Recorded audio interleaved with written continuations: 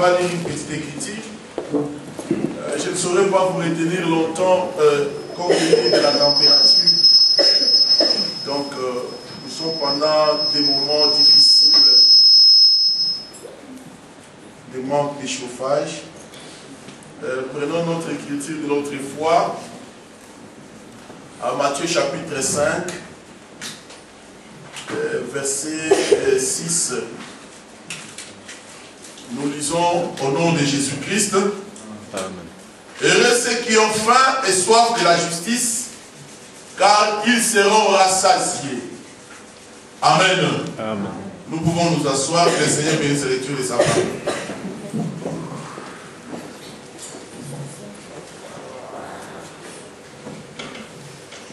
Seigneur Dieu, nous bénissons ton nom pour ton grand amour à notre endroit. Nous croyons que c'est par ta grâce que nous nous sommes rassemblés, notre Dieu, sous ces toits. Père, l'homme ne vit pas de pain seulement, mais l'homme vit de toute parole qui sort de ta bouche.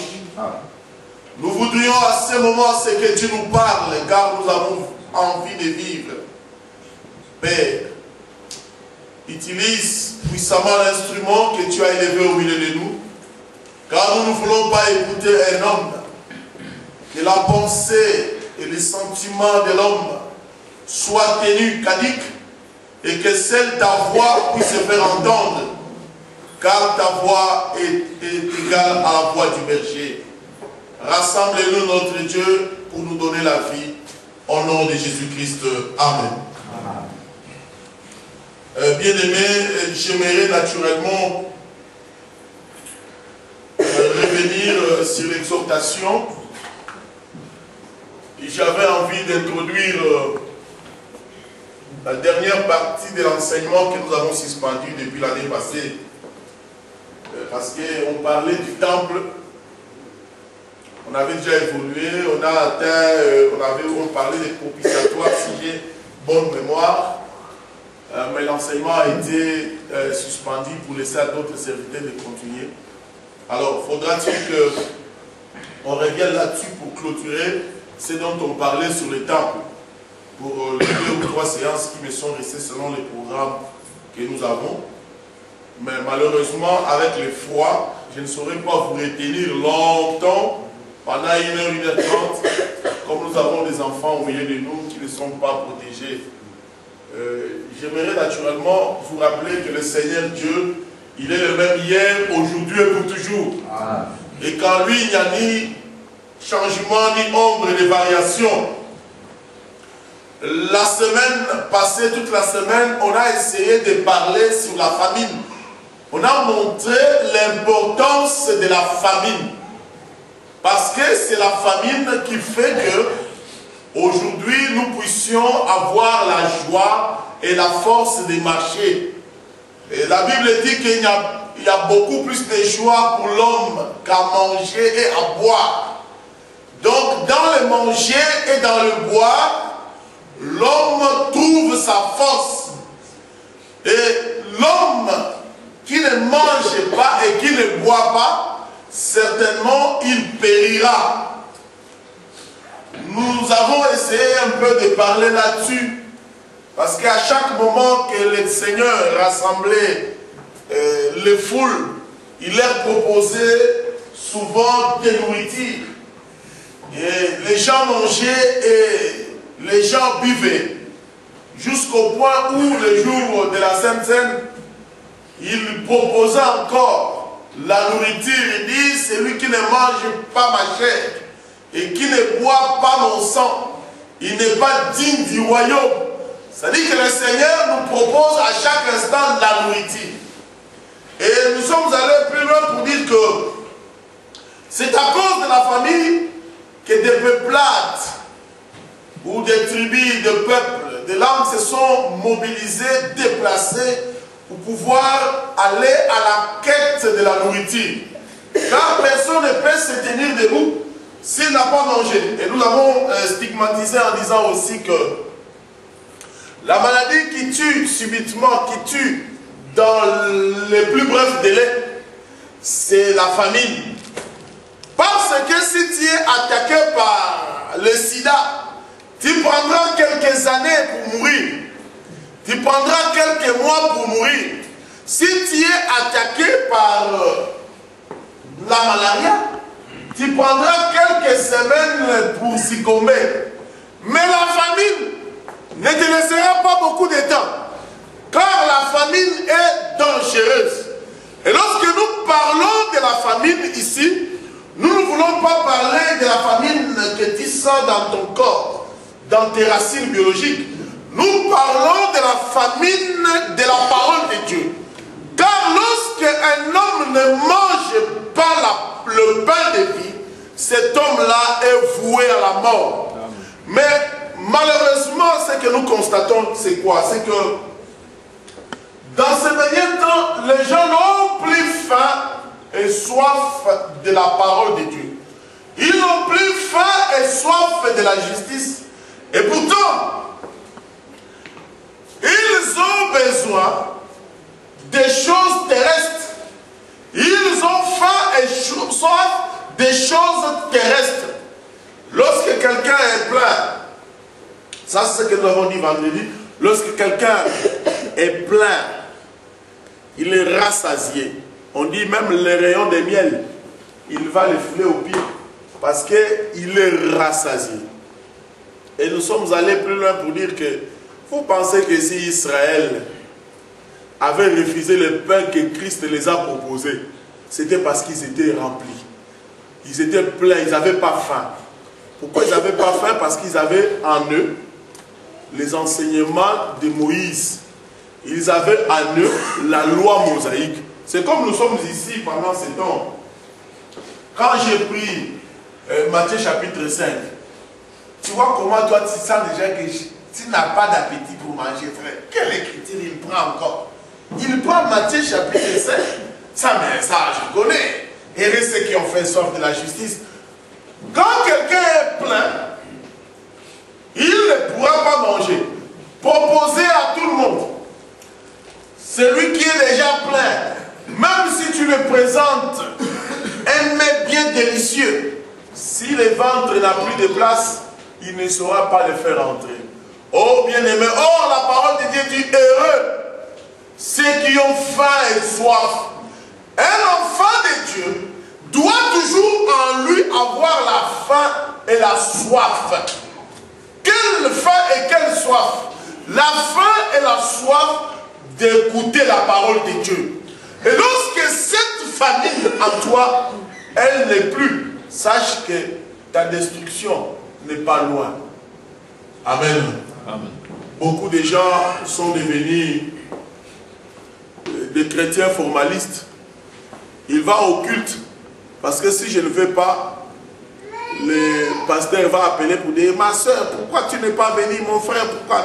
Ils vont m'embêter, je pars. Si tu n'as pas faim, frère, si tu n'as pas faim, tu ne sauras pas manger la nourriture qu'on propose.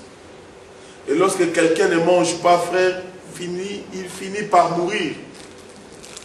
Nous avons donné des exemples terre à terre en disant, prenons la nature elle-même. Tu as une femme à la maison, tu vas au travail, tu rentres, elle te propose la nourriture, tu dis, tu ne manges pas, elle va dire, bon, peut-être il ne se sent pas, il se sent fatigué. Le soir, tu présentes le thé, peut-être il a les gènes. 2 jours après, elle présente toujours, il va dire, ce frère ici a un problème. Il va appeler, frère, venez un peu. Cet homme, je ne comprends pas. Je lui propose à manger et il refuse. Si quelqu'un refuse à manger, c'est qu'en lui, il y a un problème. Amen. Donc, c'est qu'en lui, il y a un, ça ne va pas. Et même le médecin, ils le savent que la famine, lorsque quelqu'un est malade et qu'il est entré dans les comas, à un moment donné, lorsqu'il se réveille de son coma et qu'il demande à manger, pour eux c'est un signe positif. Parce qu'il a demandé à manger, c'est qu'il y a l'espérance de la vie. Et même lorsqu'un enfant qui est malade ou bien un homme qui est malade ne mange pas, les médecins arrivent même à trouer. Ils trouvent là-bas, ils mettent des sondes pour les nourrir par les sondes. Parce que les médecins de ce monde ont compris que si quelqu'un ne mange pas, il mourra certainement. Oh bien-aimés dans le Seigneur, comprenez aussi que de la même manière que nous les voyons dans la nature, de la même manière, elles se trouvent dans les choses célestes. Si quelqu'un ne mange pas de pain spirituel, il périra certainement. La mort dont je parle ici, c'est la mort spirituelle. Quelqu'un, vous le voyez marcher, mais il est déjà mort. Pourquoi? Parce qu'en lui, il n'est jamais monté la famine de la justice. Il n'est jamais monté les soucis des choses de Dieu. C'est pourquoi cette personne sera irrégulière au culte. Quand quelqu'un fuit l'assemblée, fuit les réunions de prière, là où la parole de Dieu est annoncée, c'est un signe que cet homme n'a pas faim et il n'a pas soif.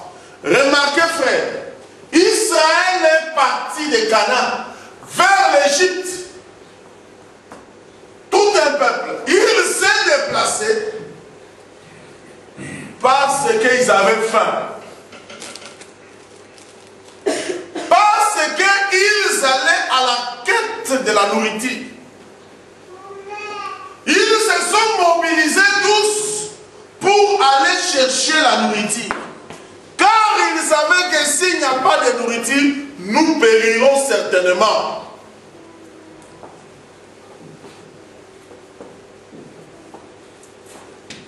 Je glorifie le Seigneur pour l'évêque éthiopien. Il quittait l'Afrique pour aller adorer à Jérusalem. Vous savez, il allait pourquoi? Parce qu'il avait envie de se nourrir des pains que la main humaine n'a pas préparés. Il y a des gens, quand on lui dit il y a culte, il dit, ah frère, votre église c'est bien, mais c'est loin. C'est loin. Loin. Il y a des gens qui quittent des pays lointains pour aller chercher. Je me rappelle qu'il y a des gens qui quittent des pays de l'Afrique centrale pour aller acheter les poissons de mer en Afrique du Sud. Ils font des milliers de kilomètres pour aller chercher la bouffe en Afrique du Sud. Parce qu'ils ont faim. Quand quelqu'un a faim, il se mobilise. Voilà pourquoi nous disons, bien aimé, que un enfant de Dieu, c'est celui qui a toujours faim de la parole de Dieu. Il ne pourra jamais s'en détourner. Il ne pourra jamais trouver des justificatifs. Même lorsqu'il pleut, même lorsqu'il fait froid comme aujourd'hui, il se dira, malgré le froid, il faut que je mange. Car aucun de nous, frères, lorsqu'il a faim, il hésite de braver le froid. Même s'il neige, s'il n'y a pas à manger à la maison, tu sortiras pour aller chercher ça au supermarché. Même s'il pleut, frère, tu sortiras. Ce que tu fais n'est pas mauvais. Cela doit t'interpeller pour comprendre, frère, que la fin de la justice doit te mobiliser de la même manière. Remarque, frère, même lorsqu'il y a la tempête et la neige qui tombe à 50 cm, vous verrez les gens sortir le matin, se couvrir des manteaux, mettre des bonnets, tout ça, des gants. Ils vont où? Ils vont dans les entreprises.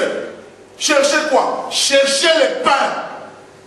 Mais pourquoi pose-t-on la question? Pourquoi ces choses ne se font pas pour la recherche de la parole de Dieu? Parce que ce que nous mangeons, la nourriture matérielle, la nourriture physique, elle n'est rien, frère. Ce n'est que l'image de la vraie pardon, l'évangile éternel. Amen. Si nous pouvons nous mobiliser et faire des efforts pour se nourrir physiquement, or, le physique périra, frère. Faisons un effort pour ceux qui ne périssent pas.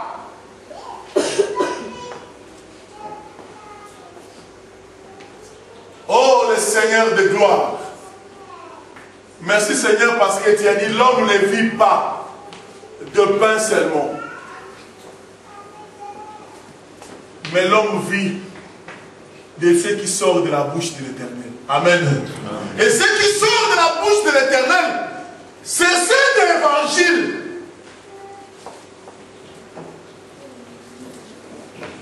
Cette parole créatrice, cette parole libérateur, cette parole qui donne la vigueur dans les membres affaiblis.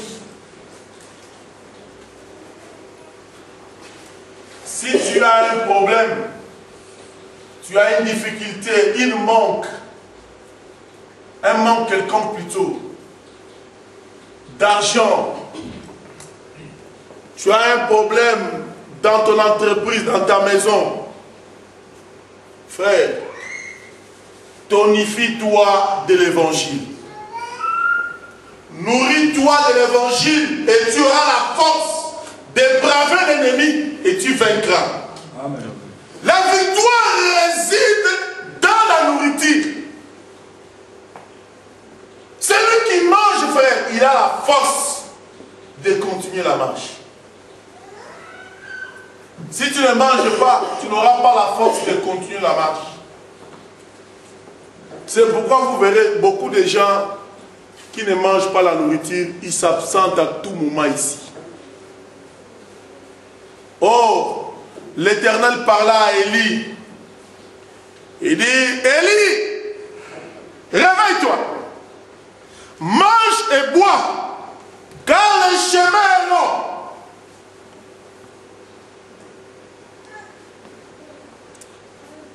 Le royaume des cieux, frère, c'est un chemin long. Si tu ne manges pas et si tu ne bois pas, tu n'arriveras pas à destination. Amen.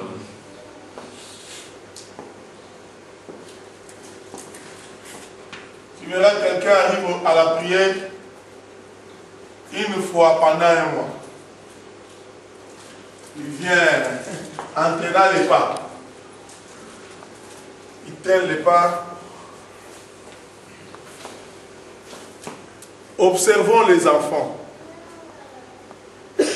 Si les enfants ont réellement faim.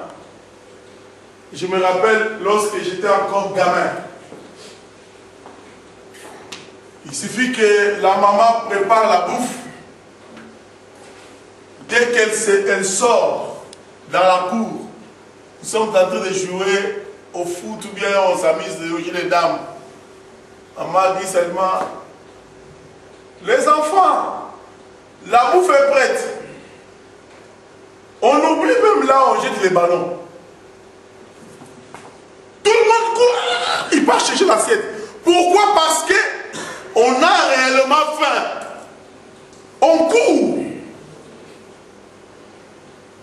Si nous pouvons courir pour des choses périssables, à combien plus forte raison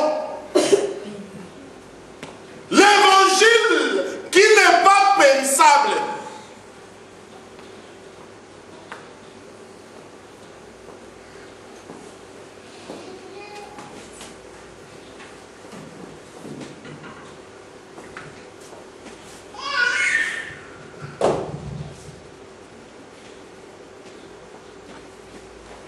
Je disais que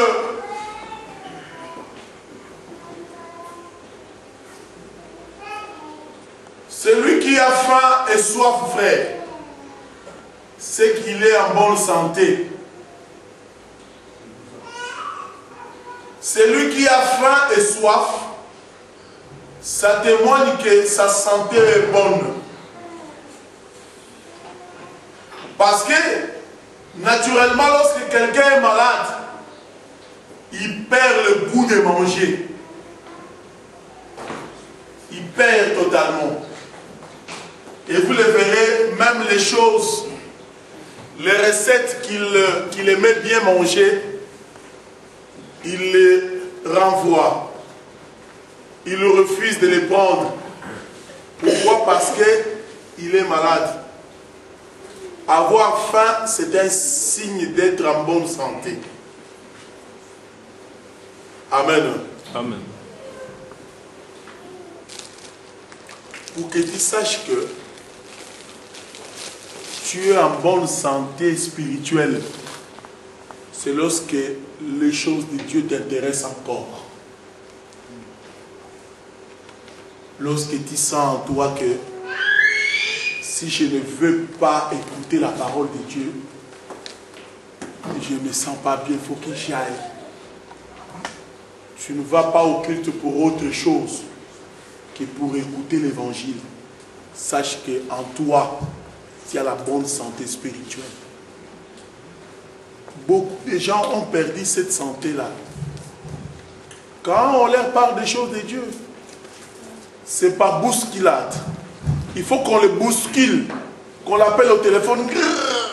Ma sœur, est-ce que pourquoi c'est dernier temps? Oui, d'accord. Comme il me dérange trop, je vais aller seulement une fois. Là, tu n'es pas en bonne santé spirituelle. Contrôle bien ta vie, tu verras effectivement que ce que tu vis est contraire à la volonté de Dieu. Parce qu'un enfant de Dieu doit avoir cette faim et cette soif permanente d'écouter l'évangile. Si ça commence à te faire de la démangeaison et que quelqu'un veut seulement te dire, t'intéresser au coup, tu dis, ah, après, j'ai pas le temps. Ou bien avant de te réveiller, tu commences à te faire, si je n'étais pas responsable, je n'irais pas. Si je n'étais pas prédicateur, j'allais dormir. Ou bien si je ne parle pas, mon mari va dire, tu es resté pourquoi? Si je ne parle pas, ma femme, non. Tu dois sentir en toi le besoin d'écouter la parole de Dieu. Parce que c'est ce besoin-là, frère, qui te donne l'espérance que tu es en bonne santé spirituelle.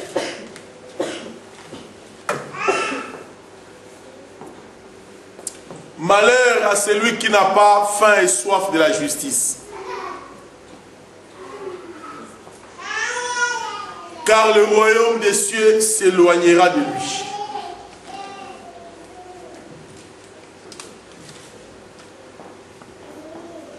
On parlait du temple qui est une grande construction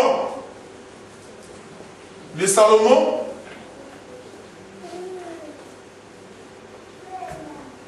On avait déjà parlé du parvis, on a parlé du lieu saint, on était entré dans les lieux très saints et on a trouvé l'arche de l'Éternel et on a parlé de l'arche et après on parlait des propitiatoires.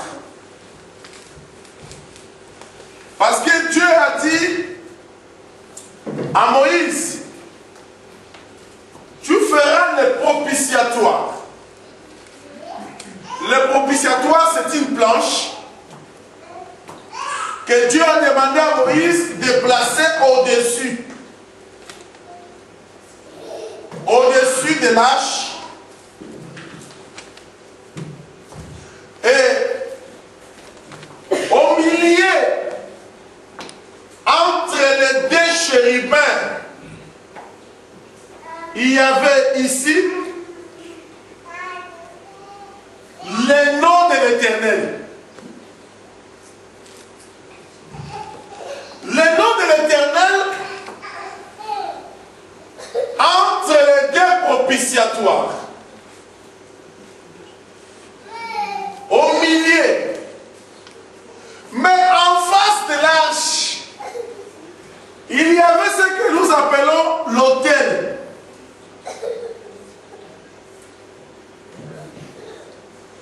Un autel de parfum.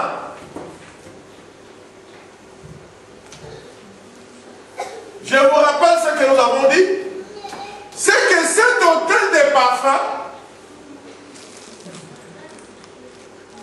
recevait le parfum qu'on brûlait.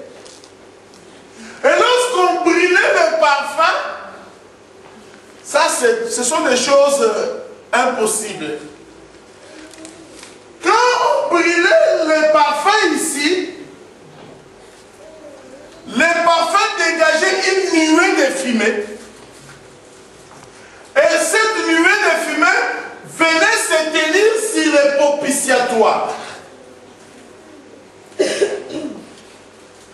Donc, l'Éternel saisissait l'occasion pour se tenir dans la nuée. On brûle le parfum là-bas. Le parfum va se tenir sur le propitiatoire. Et l'Éternel prenait cette colonne de nuée comme un vêtement dans lequel il entrait et il se tenait là-bas. C'est ainsi qu'il parlait au souverain sacrificateur. Il lui donnait des ordonnances pour qu'il communique aux enfants d'Israël. Remarque, c'est l'autel de parfum. Parce que l'Éternel ne pouvait pas se tenir sur les propitiatoires, excusez-moi le terme, nu, sans vêtements, car personne ne peut voir l'Éternel et vivre. Or, pour que l'on voie l'Éternel, l'Éternel devait se revêtir d'un corps. Et le corps en question, c'était la colonne de nuée, une nuée qui provenait du parfum brûlé au niveau de l'autel. Ce parfum dégageait une fumée. Et l'Éternel s'éclipsait dans cette fumée comme quelqu'un qui se revêt un vêtement. Alors, sous la couverture de nuée, il sortait des paroles pour annoncer à Israël par le trichement des souverains sacrificateurs. Amen.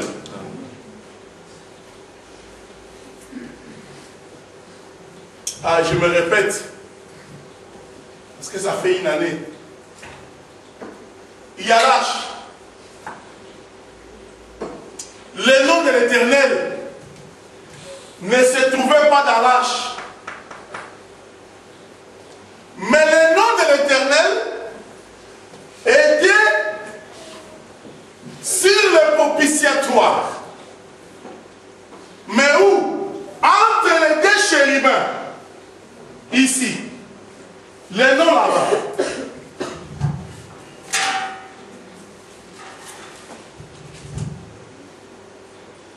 Le nom de l'Éternel était là-bas.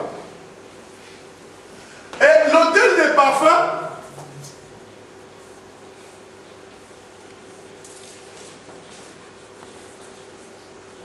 quand on brûle le parfum ici, la fumée qui crée une nuée vient se tenir ici.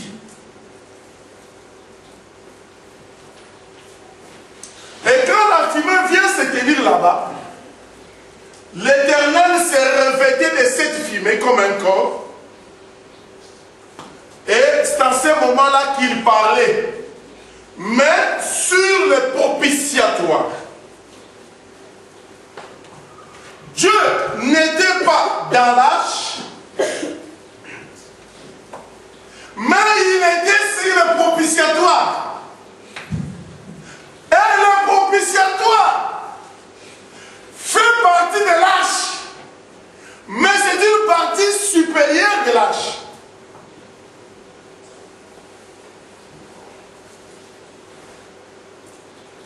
C'est là où nous avons expliqué. Si vous avez encore une mémoire fraîche, que l'arche c'est bon, mais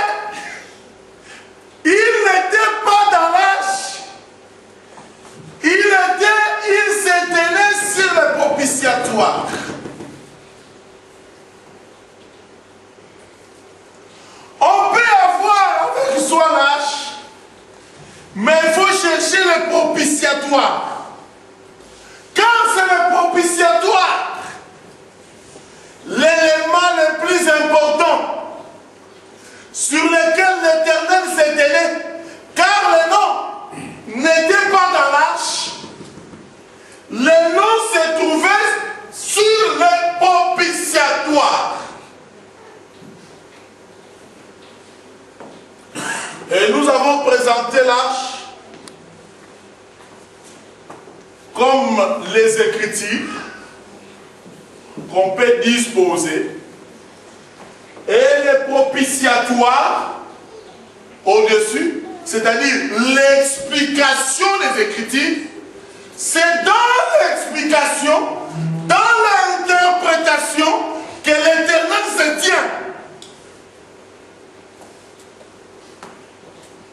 Parce que les Saintes Écritures, comme elles sont là, tout le monde peut les disposer. Mais disposer le propitiatoire, là où il se tient pour parler au souverain, c'est au-dessus. En d'autres termes, c'est l'interprétation des Écritures, c'est dans l'interprétation que l'Éternel se tient. Je me rappelle qu'à l'époque, on avait évoqué Jean chapitre 1, verset, je crois, 49, 50, 51, là où Jésus parlait avec Nathanaël. Il dit, tu es vraiment un juif en qui n'a pas de fraude. Il dit, mais d'où tu m'as connu? Jésus dit, mais quand tu t'es tenu là derrière le figuier, moi, quand Philippe te parlait, moi je t'avais vu. Et je t'ai connu. Il dit, ah bon?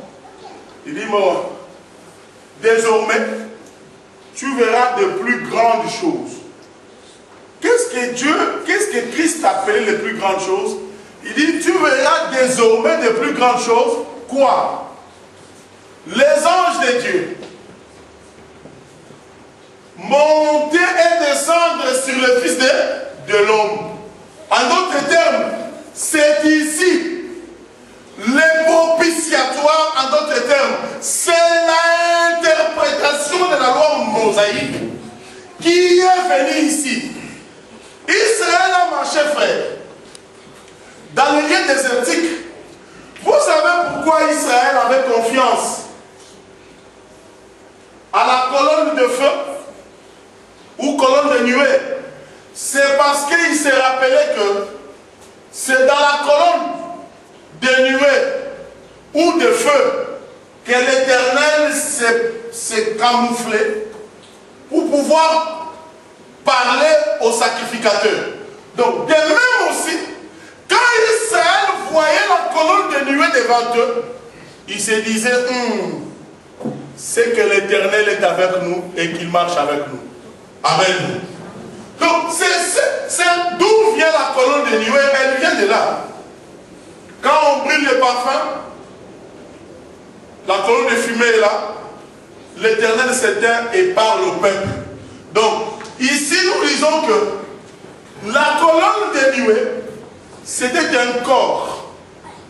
De la même manière, Christ est un corps dans lequel le Seigneur a habité, dans lequel l'Éternel a habité, pour pouvoir nous parler. C'est ainsi qu'il dira à Nathanaël, tu verras les anges de Dieu monter et descendre sur moi. En d'autres termes, tu verras les propitiatoires. Car le propitiatoire, c'est la chose la plus grande. Quand l'Éternel prend un corps, c'est la chose la plus grande. Amen. Quand Christ est venu sur la terre, frère, s'il y a une grande chose que nous connaissons, c'est que Dieu a pris un corps. Il a habité parmi nous. Amen. Dans le but de nous sauver. Amen. Amen. Malheur à celui qui n'écoutera pas ce qui se dit du haut des propitiatoires. Il y a des gens, quand ils sont là-haut, on va lui parler après. Ces histoires de vos dieux là, l'histoire de vos dieux, moi ça me dit absolument rien. Quand l'Éternel descendait sur le propitiatoire, c'était pour parler. Mais d'abord, il faut qu'on brûle les parfums. Amen. L'autel des parfums, je crois qu'on en avait déjà aussi parlé. Mais je peux dire une chose encore, frère. C'est que ta prière aussi, c'est aussi un parfum. Ta prière aussi. Quand on dit, remarque une chose. Souvent on dit, frère, on veut écouter la parole de Dieu, prie. Quand tu pries, crois aussi que dans la prière que tu fais, tu demandes au Seigneur de la même manière. Seigneur, prends un corps et parle-moi. Amen. Il ne faut pas négliger ces choses. Quand on vous dit, frère, nous voulons écouter la parole de Dieu, on va prier, toi tu es là. Les autres prient, toi tu es là. On termine. Ce n'est pas pour rien, remarque. Dieu aime les gens qui prient. Hein. Les gens qui se retirent en prière. Parce que souvent, quand tu es en prière, constate ça, Dieu te parle souvent. Dans des songes, dans des visions, même dans des exhortations, des prédications, quand tu fais la bonne prière, Dieu ne manque pas toujours de te parler. Il peut utiliser n'importe quel vase pour te communiquer sa volonté. La prière est une très très bonne chose. Parce que la prière permet au Seigneur de te parler. Il est le même hier, aujourd'hui, éternellement. Tu remarqueras que lorsqu'on brûle les parfums, qui se symbole ici, je prends l'image de la prière, il y a un corps qui se manifeste, et dans le corps, il y a la voix de l'Éternel qui sort. N'oublie jamais la prière dans ta vie, car la prière peut te sortir de là où tu es. Amen. Amen. Prie, toi prie seulement. Le Seigneur lui-même choisira quel corps il prendra pour venir solutionner ton problème. Il y a les gens qui ont abandonné la prière. Prier, prier, il ne faut pas prier comme les pharisiens. Je vais m'arrêter ici à 12 heures, prédicateur. Comme ça, on va continuer notre enseignement après. Je disais que il y a des gens qui prient pour impressionner les gens. Ce n'est pas parce que tu parles un bon français. Seigneur Dieu, admirable, son excellence l'Éternel. J'aimerais contempler, oh Dieu, le magnifique Éternel. Les gens créent, ils pensent que Dieu ne sera jamais impressionné par les mots de la langue des pays de Babel. Dieu aime celui qui les prie avec un cœur brisé. Et quand tu les pries sincèrement avec tout ton cœur, même dans peu de mots, l'Éternel exauce. Il y a des gens qui impressionnent. Seigneur, vous voyez que il veut démontrer que Nande, c'est moi les champions en prière. Il y a même les gens qui vont donner le coup au mur.